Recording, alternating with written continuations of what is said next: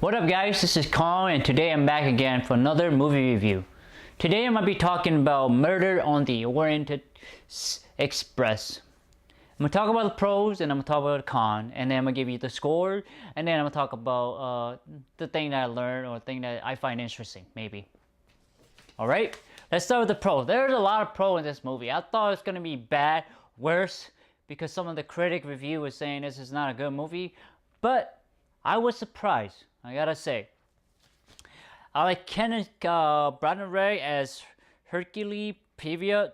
His acting, his enunciation, his demeanor, his personality, he embodied that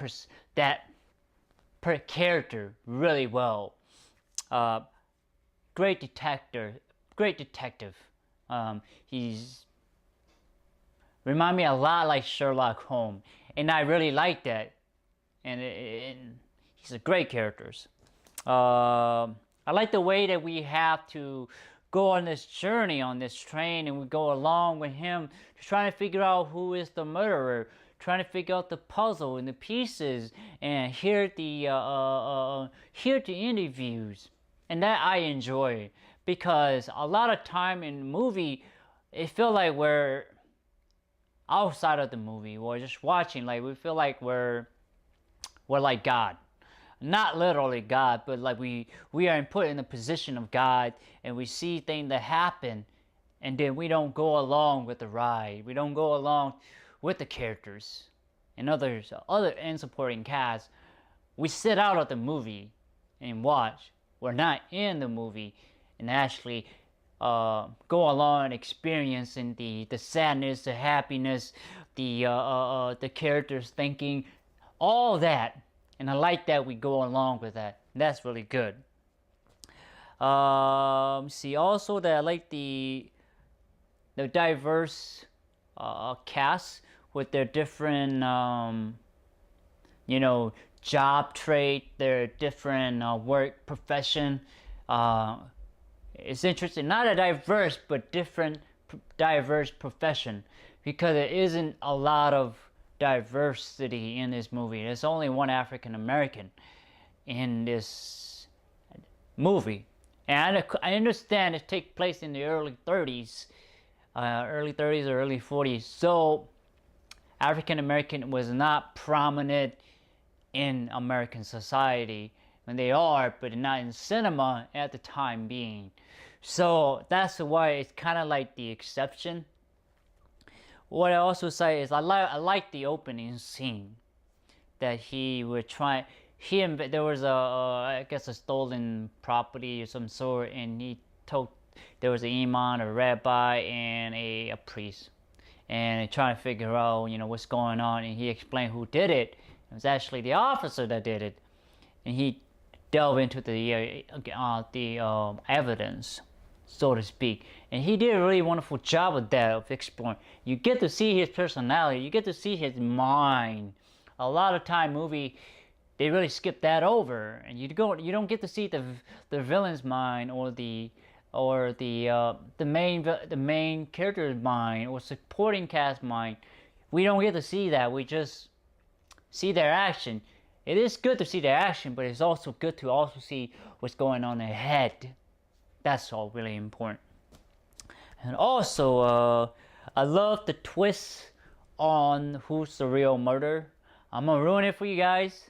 If you don't want to hear my twist, spoiler twist, get out of this. Get out of this movie trailer.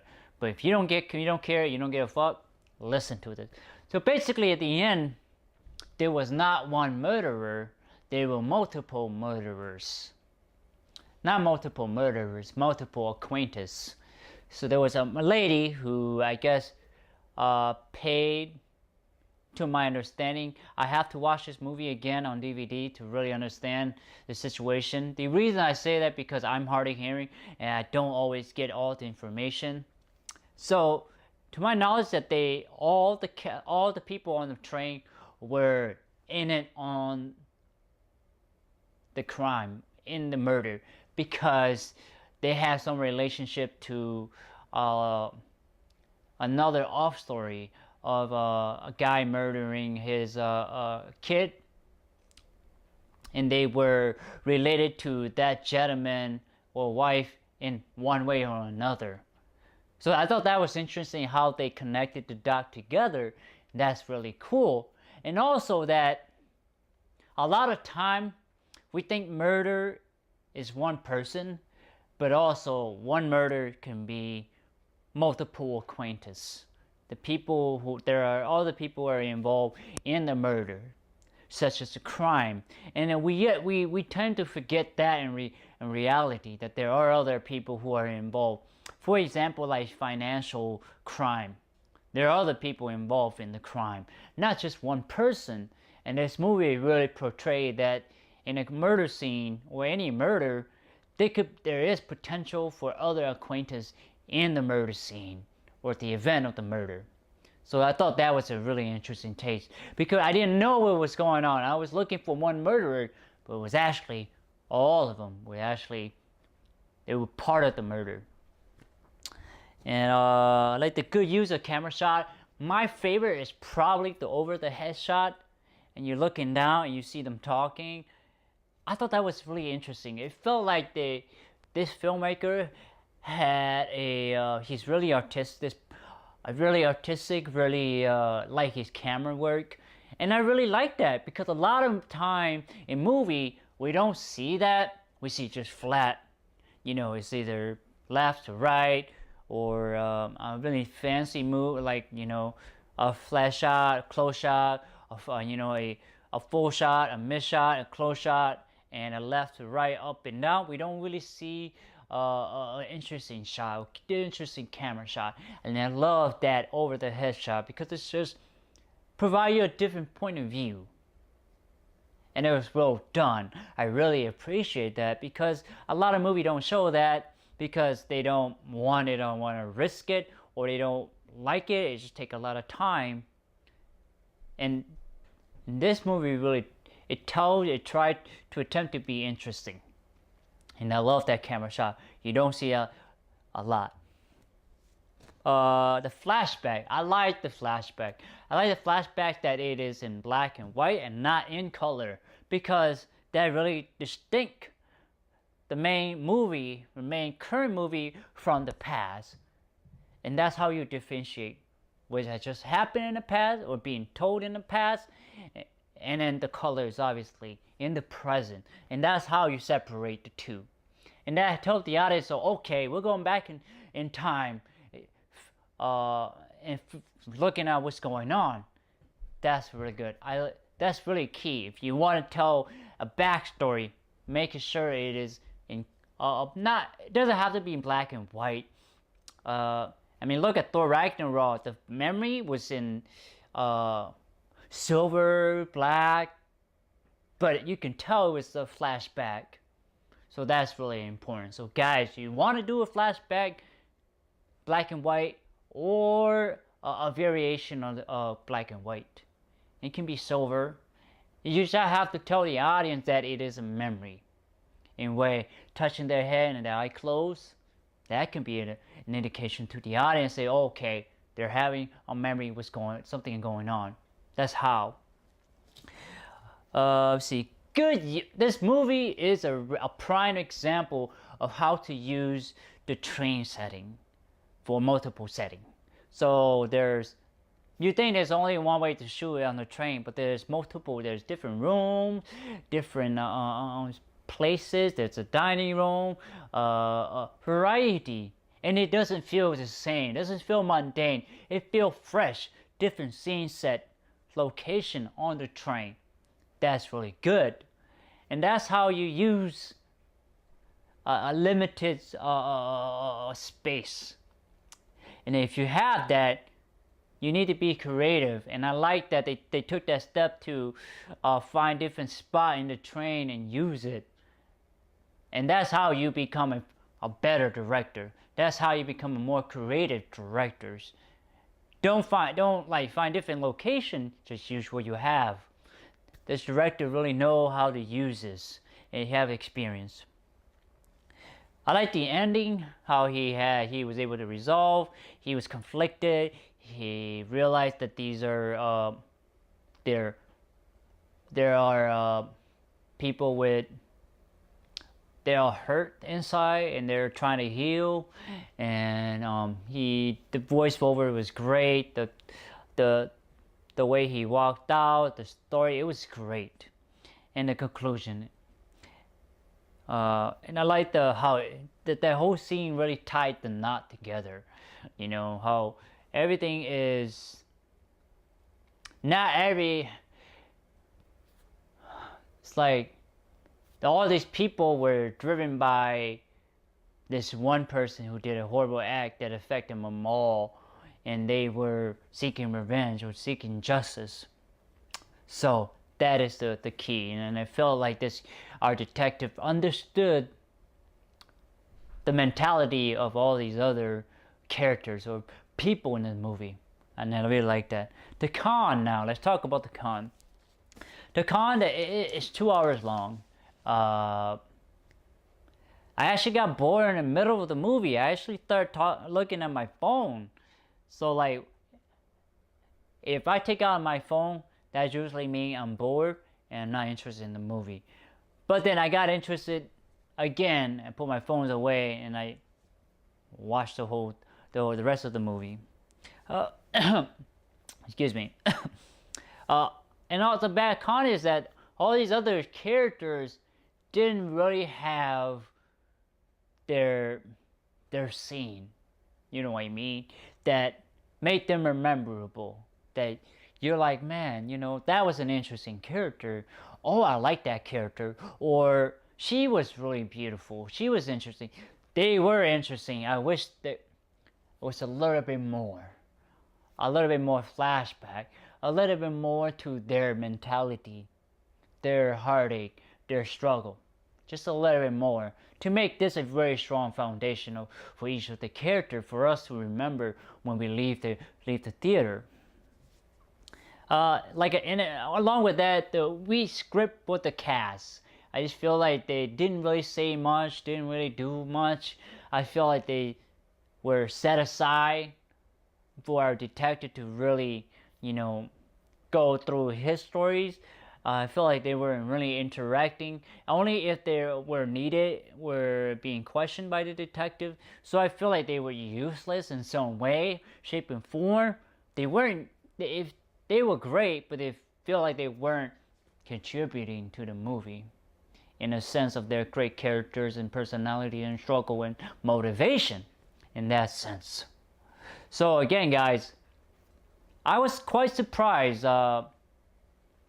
I like this movie to a certain extent. I really did. I like the main characters. He's probably the best of all the characters because he is unique. He's interesting. He have a different. He have a really different demeanor. He's really eccentric. He's really intelligent. It's kind of a person I like to watch, a lot like Sherlock Holmes. But I enjoy his character a little bit more than Sherlock Holmes. Sherlock Holmes is more OCD like, where this guy is really, he's brilliant and he has that. And I love the ending of this movie. I like the part that we are going on this journey with this detective, trying to find out what's going on with the murder, who did it, what's going on, the interview. I like that. Like we come along for the ride. And that's really important in a lot of movies. To me, I feel like we need to go along with the movie, not step out and watch from this outside of the movie. And then not a lot of directors accomplish that. Really few does that. So I know, on that note, I want to give this movie a 6 out of 10. I would say watch it if you have the time or want to watch this movie. For me, it's on the fence. It's better than average. I really do.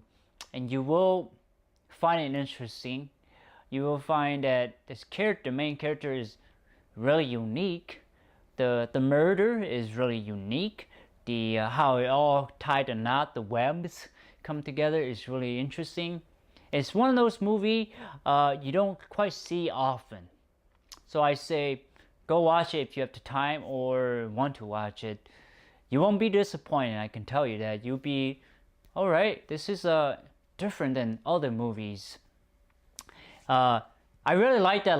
As of lately, I've been watching really different variety movies, and I find that watching different variety movie expand my horizon and appreciate all the unique movies that comes out that are not blockbusters movie, 100 million box office. Yeah, it is great to see those movies, but does it really give you that, film value? Or does it teach you something? Does it entertain you? Does it give you some understanding of the human nation, human emotion, human condition, the human motivation, the human psychologies, the complication of relationships and with others? So I like seeing those variety of movies for those reasons, because to me, I appreciate those movies a lot more than those big blockbuster movies. Yeah, they are great. Thor Ragnarok is great for that. It's a film fest. You go, you watch, you enjoy, you have a good time. Do you really learn anything? Not really. Do you enjoy it? Yes. But do I get the food from brain? Not really. The other movies are really touches my heart, really grab me, really pull me into the movie. We wish we had more of these kind of movie. And the main audience don't really want to watch that kind of movie. They prefer to watch action movies and big buses movie, Marvel Cinematic, DC's, Fox. We don't watch these unique stories about these unique characters. I wish we get to see more of those kind of movie. Maybe then we'll be more appreciative of each other. And on that note, I want to thank you for your time for watching my movie review of Murder on the Orient Express. I want to give, again guys, 6 out of 10. You will enjoy it. You will find it interesting. Believe me, you will. I want to thank you for your time and effort to watching my movie review. Please like, thumbs up, share, subscribe to my YouTube channel, and browse my channel, guys. There's more content on there for you to browse forever. Maybe not forever, but for some time. Anyway, thank you. Bye-bye.